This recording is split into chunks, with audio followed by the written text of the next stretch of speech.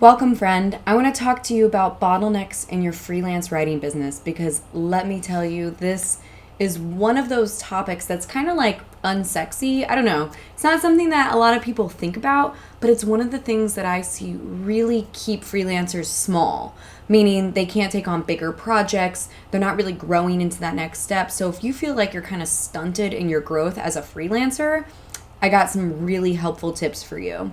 By the way, I'm Sarah Turner. I'm a freelance copywriter and copywriting mentor, and I am just really passionate about this particular subject because anytime I've worked with a freelancer one-on-one, I have been able to help them figure out what is actually the bottleneck. What is the thing that is preventing them from getting to the next step that they really, really want to be at? So this is a little bit different of a video because it's actually going to be more of an exercise. So if you want to take a moment to kind of push pause, grab some pen and paper, I want to invite you to really kind of do this exercise as we go through the video. You're going to learn a lot about your business and what you can do to kind of fix things. So one of the best things you can do to kind of figure out what can be improved in your business is to ask yourself some really helpful questions. So I'm going to start by just listing off some of the questions that have really helped me fix issues in my own business. So first things first, what is the thing that you dread the most in your business?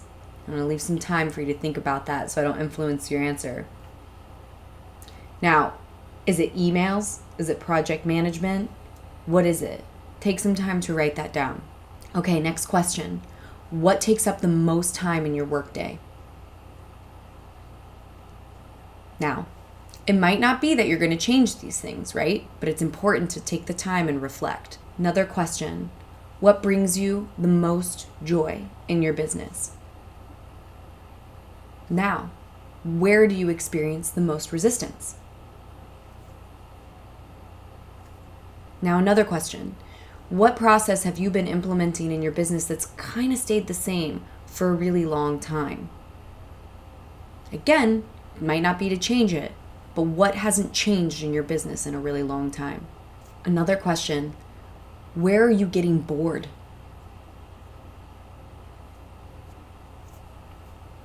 And another, what do you avoid doing the most? And now, what do you want to do more of could be in your business, but it also could be in your life. So think about that as well. Now, when you picture your ideal workday, what does it look like? Are you moving around a little bit more? Do you have a better space? Are you working fewer hours? Are you spending fewer hours on a particular task? Truly imagine what a perfect workday would look like for you. Take that time. It's very, very important. Now, here are some fixes. One of the most important fixes I have learned is sometimes when you have something that you experience a ton of resistance around, the simple solution is to stop doing it. Seriously. Do you feel like you have to post on social media every day? Do you feel like you have to respond to all your clients' emails within the hour and it's stressing you out? Do you feel like you have to offer a particular type of service that you frankly don't enjoy offering? Just stop. It's like one of the best solutions. Now, of course, there are going to be things in your business where you experience resistance that you can't just stop, right? If you're a copywriter and you're experiencing resistance around writing, it's a little bit of a pickle you're in. But usually, more often than not, it's because of some sort of mindset issue that's going on there. Because you're like, I do love writing, but I'm freaking out because I'm really scared because I don't know if my writing's good enough, right? One of the best things you can do in that case is to actually face the fear. Identify the fear and freaking face it, man. Because I'm telling you, when you pull that out into the light and you actually look at it, so often it's not nearly as scary as it was when it was like this looming fear that you didn't identify. So that's another fix. Totally examine the fears that are influencing the things that you don't really love doing and what can you implement. Maybe it's investing in a training so that you feel more competent in a particular area. That's really valuable. Sometimes just taking the time to really look at something, examine it, and educate yourself, even if you come to find out, oh, I knew way more than I thought I did. That's wonderful, but it can be a big confidence booster, right? Another thing that you can do is outsourcing things. Seriously, hire a VA, hire someone who can help you respond to emails, with scheduling, with doing any sort of admin work that's really bogging you down. If you're feeling bored, Maybe it's time to integrate a new skill or a new offering into your business. Maybe it's time to eliminate an old one that you feel like you've outgrown. You totally have the permission to do any of this, to make this feel so much better than it feels right now. I promise. Another thing to look at is what in your systems can be automated. That is also a potential game changer. And yes, sometimes when I'm working with freelance copywriters, I can't tell you the number of times they're like, yeah, but it's going to take so much time to train that person.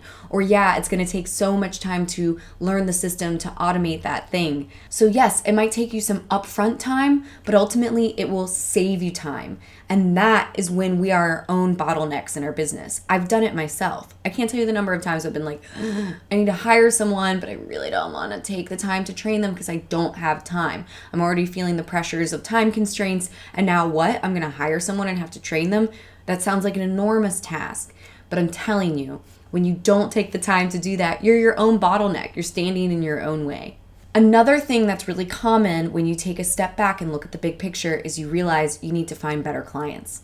This is super common, and I'm telling you, it is so worth it. Sometimes it takes a little bit of confidence building when we're building our freelance business to feel like we can, confidently go after better clients. But if you have a particular client where you're experiencing a lot of resistance from, that's an energy drain. And we all know that energy is really dynamic, right? When we're doing something that's really energizing, we feel like we can go all day. When we're doing something that's really draining, it takes it out of us and it makes it a dread and it makes it a slog. So, looking at the things that are energizing in your business and looking at the things that are draining in your business and making it such that you're doing more energizing stuff and less draining stuff, that is how you fiddle with the dynamics of energy so that you can make it work for you better. Another area where I see freelancers kind of get in their own way is they need a change of environment or a change in their morning routine or whatever. Sometimes loneliness, routine, and your environment can create a sense of monotony or boredom. And a simple thing like joining a co-working space, finding an accountability buddy, those are simple things that can have a tremendous impact on how you feel about your freelance business. Another thing to look at, and we've kind of touched on this a little bit, but I want to call it out as its own thing. It might be time to reconsider the services you're offering and get rid of some of the ones you don't like, or maybe even learn a new adjacent skill or something that's going to complement what you already offer but bring new energy and vitality into your business. The other thing that's important to consider is if you're offering a ton of low ticket offers or services, that can be really draining in and of itself. So when you start to offer more strategy into the services you're delivering to clients, that can be a really good opportunity to kind of revitalize the things that you are doing to bring more excitement into your work and, quite frankly, to reduce the amount of admin work that you have to do. So look at that. So this practice may seem really simple, but I cannot tell you or emphasize it enough how powerful it is. It is so important for you to do this in your freelance business. I had many years where I never did any of this, and it was a slog. It was so hard. It was a grind. I was constantly stressed and anxious. So I just really want to impress upon you, take the time to do this because it's how you constantly refine your business, and remember that it's going to change. It's going to change with you over time and over the years, and it's going to make everything feel so much better. I can't tell you how many mentees I've worked with where we've done this and it has changed the course of their business for the better. So I hope that helps. Thank you for being here. I love reading your comments. Thank you for showing up, sharing ideas with me. And you might want to check out some of the most recent videos I've been posting. You'll see those in a bit. There's been so much more on mindset because I see that has the biggest impact. And I love being here. I love helping you. And of course, don't forget to subscribe and hit that thumbs up button. That's how I know you want to see more of this. And thanks again, guys. You guys are amazing. Have a wonderful day.